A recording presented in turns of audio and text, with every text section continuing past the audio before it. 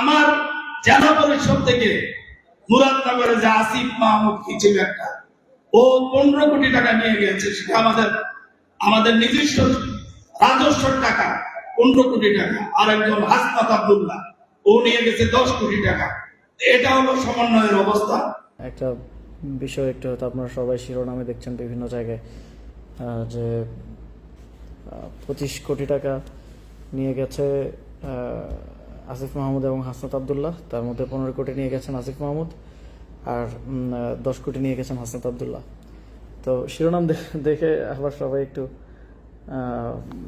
প্যারা খেতে পারেন যে 9,30,000 কোটি টাকা নিয়ে যাচ্ছেন তারেক রহমান, প্রধানমন্ত্রী তারেক রহমান।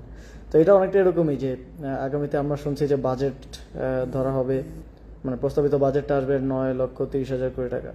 তো এটা তো বরাদ্দ, সরকার বরাদ্দ করছে যে সরকার এক বছরে এই বাজেট তারা খরচ করবে, এই নির্দিষ্ট কিছু খাতে তারা খরচ করবে। তো সেটা যদি এখন আমি বলি যে 9,30,000 কোটি টাকা নিয়ে যাচ্ছেন তারেক রহমান, মানে এমনভাবে বলা যে তারেক রহমান পকেটে করে নিয়ে যাচ্ছেন, তাহলে এটা যেমন হাস্যকর এবং মানহানিকর শোনাবে, ঠিক একই রকম একটা স্টেটমেন্ট আজকে কুমিল্লা জেলা পরিষদের প্রশাসকের পক্ষ থেকে এসছে। আমি জানি না বিএনপি সব মূর্খ লোকজনকে কোথা থেকে ধরে নিয়ে আসে। তো এই বিষয়টা আমি একটু পরিষ্কার করা দরকার যে আসলে ঘটনাটা কি।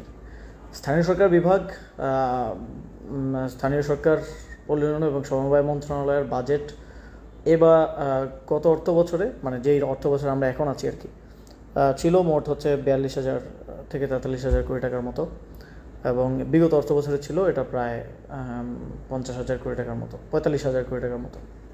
তো এই অর্থের মধ্যে একটা অংশ স্থানীয় সরকার বিভাগের একটা অংশ আছে বিশেষ বরাদ্দ, মানে এটা হচ্ছে বিশেষ বরাদ্দ। এটা যে কোনো স্থানীয় সরকার বিভাগের মন্ত্রী, সচিব, প্রতিমন্ত্রী, তারা যে উপজেলা পরিষদ, জেলা পরিষদ, সিটি কর্পোরেশন, পৌরসভা, ইউনিয়ন পরিষদ, যে কোনো জায়গায় বরাদ্দ দিতে পারেন। প্রয়োজন যদি তিনি অনুভব করেন যে এখানে এটা প্রয়োজন আছে বা কোনো প্রজেক্টের জন্য, সেটা বরাদ্দ দিতে পারেন।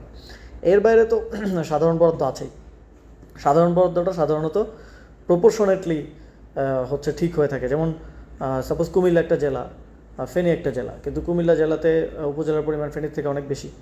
তো কয়টা উপজেলা আছে, জনসংখ্যা কত, ভোটার সংখ্যা কত, সেটা বিবেচনায় যদি 10 কোটি টাকা থাকে তাহলে 7 কোটি টাকা কুমিল্লা, 3 কোটি টাকা ফেনীতে আসবে। এভাবে হচ্ছে সাধারণ বরাদ্দটা প্রপোর্শনেট রেশিও অনুযায়ী হচ্ছে বিভক্ত করা হয়।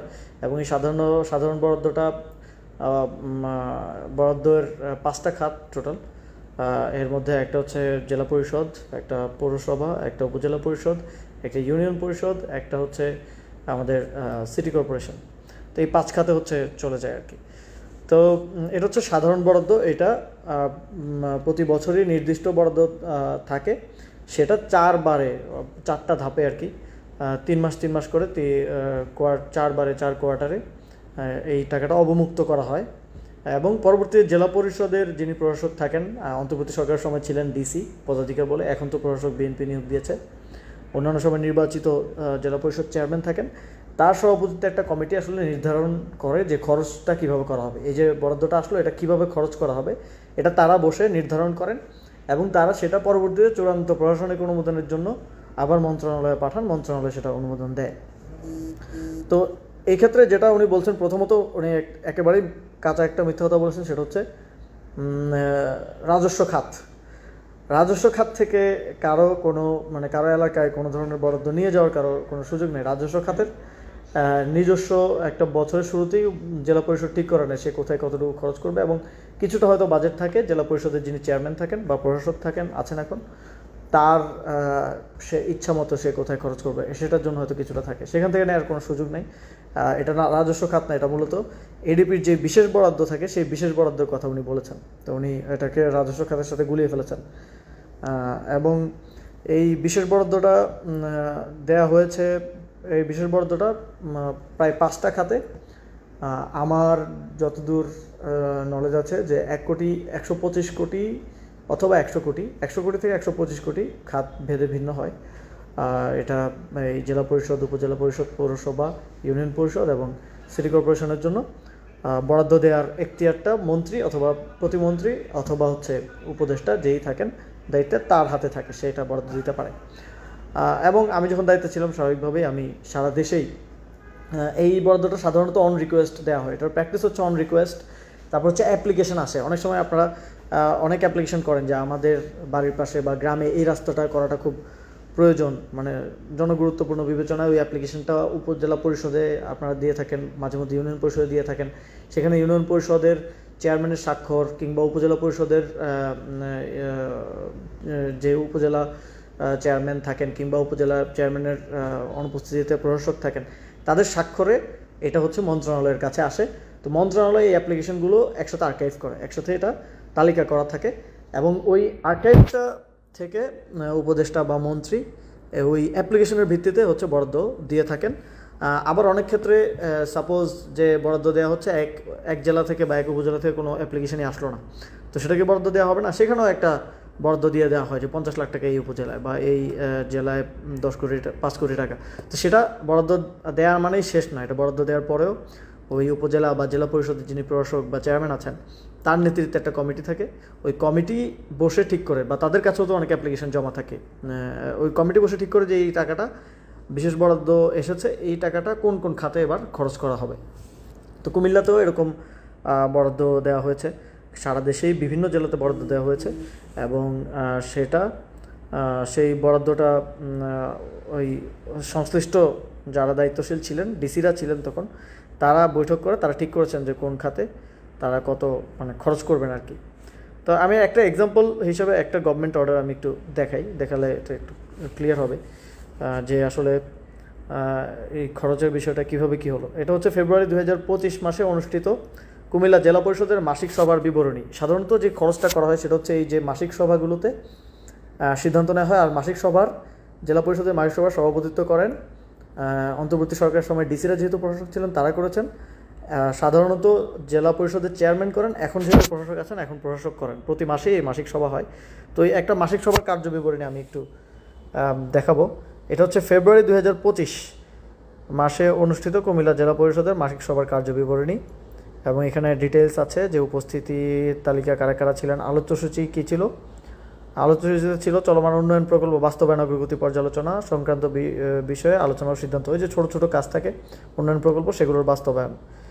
তো এই যে 2024-25 অর্থ বছরের রাজস্ব তহবিলের আওতায় প্রকল্প বাছাই গ্রহণ সংক্রান্ত বিষয়ে আলোচনা ও সিদ্ধান্ত, মানে রাজস্ব তহবিলের আওতায় কি কি প্রকল্প তারা নেবেন এটা নিয়ে বাছাই, এটাও ছিল একটা এই মিটিংয়ের এজেন্ডা। 2024-25 অর্থ বছরের এডিপি বিশেষ বরাদ্দের আওতায় প্রকল্প গ্রহণ সংক্রান্ত বিশেষ আলোচনা ও সিদ্ধান্ত, এটা হচ্ছে আমাদের আলোচনার বিষয়। এই যে বিশেষ বরাদ্দর যে টাকাটা সেখানে ছিল, সেই টাকাটা কোন খাতে কোথায় খরচ হবে এটা নিয়ে হচ্ছে এই বৈঠকে আলোচনা হয়েছে এবং কিছু সিদ্ধান্ত হয়েছে। তো এখানে কি কি কোন কোন বিষয়ে খরচ হয়েছে দেখেন। এখানে একটা হচ্ছে সোলার লাইট স্থাপনের জন্য খরচ হয়েছে 1,14,00,000 টাকা খরচ হওয়ার, মানে এই বরাদ্দ দেওয়ার সিদ্ধান্ত তারা নিয়েছেন। তাদেরকে মনে করেন কুমিল্লা জেলা পরিষদকে দেওয়া হলো সাপোজ 1 কোটি টাকা, তারা সিদ্ধান্ত নিলেন যে তারা এখান থেকে 10 কোটি টাকা, তারা সিদ্ধান্ত নিলেন যে 1,14,00,000 টাকা তারা সোলার লাইট স্থাপনের পেছনে ব্যয় করবেন। এটা ই টেন্ডারের মাধ্যমে তারা টেন্ডার করবেন, মানে এই মিটিংয়ে শুধু সিদ্ধান্ত হয়েছে, এই মিটিংয়ের পর তারা এটা টেন্ডার করেছেন। তারপরে কর্মহীন অসহায় ব্যক্তিদের কর্মসংস্থানের লক্ষ্যে 26 লক্ষ টাকা, অসহায় কর্মহীন ব্যক্তিদের কর্মসংস্থানের লক্ষ্যে 62 লক্ষ টাকা, 104টি বিদ্যালয় এবং 14টি কলেজে হয়তো কিছু আসবাবপত্র দিয়েছে, সেটা 23 লক্ষ টাকা। এরকম হচ্ছে এই যে প্রত্যেকটা খাত এবং কোন খাতে কত টাকা বরাদ্দ, এইটা এখানে পুরো তালিকাটা আছে। এই যে এখানে দেবিদ্বার পৌরসভার আছে, কুমিল্লা সদর ইউনিয়নের আছে, এখানে আরও বিভিন্ন ওই জায়গার আছে। এখানে এই যে সিটি কর্পোরেশনেও কোন খাতে কত খরচ হচ্ছে সেটা আছে। এই যে সিটি কর্পোরেশনে বিভিন্ন মসজিদে বরাদ্দ, তারা এখানে বসে সিদ্ধান্ত নিয়েছেন যে তারা এই অর্থের একটা অংশ বিভিন্ন মসজিদে বরাদ্দ দিবেন। এই যে মদিনা মসজিদ কুমিল্লা 8 নং ওয়ার্ড সিটি কর্পোরেশন 5 লক্ষ টাকা, এবং মসজিদে যে বরাদ্দটা যাচ্ছে সেটাও কিন্তু এই টেন্ডারিং প্রক্রিয়ার মধ্য দিয়ে এটা সম্পূর্ণ পিপিআর অনুযায়ী ব্যয় করতে হবে। এই টাকা আপনি কাউকে ক্যাশ হাতে দিতে পারবেন না। ক্যাশ মানে এই টাকাটা আপনাকে পিপিআর অনুযায়ী ব্যয় করতে হবে। যেই সাধারণত যেই প্রক্রিয়া টেন্ডার নিতে হয়, টেন্ডার নিয়ে সেখানে কাজ করে দিতে পারে জেলা পরিষদ, এবং পিএসসিও করা যায়। পিএসসিটা এটার ক্ষেত্রে হয়তো একটা নীতিমালা আছে যে 50%-এর বেশি পিএসসি করতে পারবে না, 50% প্রজেক্ট করতে হবে আর কি। তো এটা হচ্ছে এই যে কুমিল্লা আদর্শ সদরের বিভিন্ন মসজিদে বরাদ্দ, এই যে অধিকাংশই এখানে মসজিদে বরাদ্দ। তো এটা হচ্ছে একটা পেপার। তো এরকম আমার কাছে অনেকগুলো আছে, এই যে এখানে অনেকগুলোই আছে। প্রায় যে কুমিল্লাতে যা যা গেছে প্রায় অলমোস্ট, কুমিল্লার বাইরে হয়তো কয়েকটা থাকতে পারে।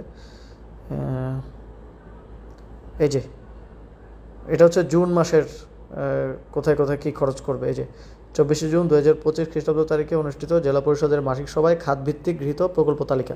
আমি আপনাদেরকে ফেব্রুয়ারি মাসেরটা দেখালাম, আবার জুন মাসেরটা দেখাচ্ছি। এই যে জুন মাসে কোথায় কোথায় খরচ হয়েছে দেখেন। একটা মসজিদ সংস্কারের দাউদকান্দিতে 2 লাখ টাকা বরাদ্দ, 1.5 লাখ টাকা বরাদ্দ, এবং এই যে ই টেন্ডারের মাধ্যমে কিছু খরচ হয়েছে প্রকল্প কমিটির মাধ্যমে। এই যে এখানে নাঙ্গলকোট আছে, 14 গ্রাম আছে, হোমনা আছে, সদর দক্ষিণ উপজেলা আছে, বুড়িচং আছে, তিতাস সিটি কর্পোরেশন, এই সব কিছু মিলে 40 লক্ষ টাকা। এই যে এখানে আবার নাঙ্গলকোটের কিছু আছে, তারপরে বরুড়া, আদর্শ সদর। আমি যেহেতু কুমিল্লা নিয়ে আলোচনা হচ্ছে সেজন্য কুমিল্লারগুলো দেখাচ্ছি। এর বাইরে সারা দেশেরই আছে, মানে সারা দেশেই ঠিক একই প্রক্রিয়ায় আসলে সিদ্ধান্তগুলো হয়। যিনি জেলা পরিষদের দায়িত্বশীল থাকেন তার নেতৃত্বে একটা প্রতি মাসে মাসিক সভা হয়, এবং মাসিক সভায় সিদ্ধান্ত হয় যে বিশেষ বরাদ্দ কিংবা রাজস্ব খাতের বরাদ্দ কোন খাতে খরচ হবে। তো এটা ইন্টারেস্টিংলি তিনি বলছেন যে আসিফ মাহমুদ এবং হাসান আবদুল্লাহ নিয়ে গেছেন। তো এই জন্য আমি ক্যাপশন দিলাম যে এই মাননীয় প্রধানমন্ত্রী তারেক রহমান মানে নিয়ে যাচ্ছেন। আসলে তিনি তো নিয়ে যাচ্ছেন না, তিনি বাজেট, মানে সরকার বাজেট প্রণয়ন করছে। এখন বাজেট প্রণয়ন করে যদি বলা হয় যে নিয়ে যাচ্ছেন, তো এটা খুবই ইন্টারেস্টিং যে বিএনপির একজন জেলা পরিষদের চেয়ারম্যান, প্রশাসকের মতো জায়গায় একটা লোককে বসিয়েছে, তিনি আসলে নিয়ে যাওয়া এবং বরাদ্দ দেওয়ার মধ্যে পার্থক্যটা বোঝেন না। এবং এটার প্রক্রিয়া খরচের মানে কথাটা সাউন্ড লাইক যে আসিফ মাহমুদ 15 কোটি টাকা পকেটে করে নিয়ে গেছে আর হাসান আবদুল্লাহ 10 কোটি টাকা পকেটে করে নিয়ে গেছে। তাহলে এটা আমরা তো এভাবেই বলা উচিত, মানে তারা যেমন বলছে যে তাহলে 9,30,000 কোটি টাকা বিএনপি পকেটে করে নিয়ে যাচ্ছে। যাই হোক, এটা জোক অ্যাসাইড। আসলে বিএনপির উচিত ছিল তারা যাদেরকে জেলা পরিষদের প্রশাসক নিয়োগ দিয়েছে তাদেরকে একটা ন্যূনতম ট্রেনিং দেওয়া।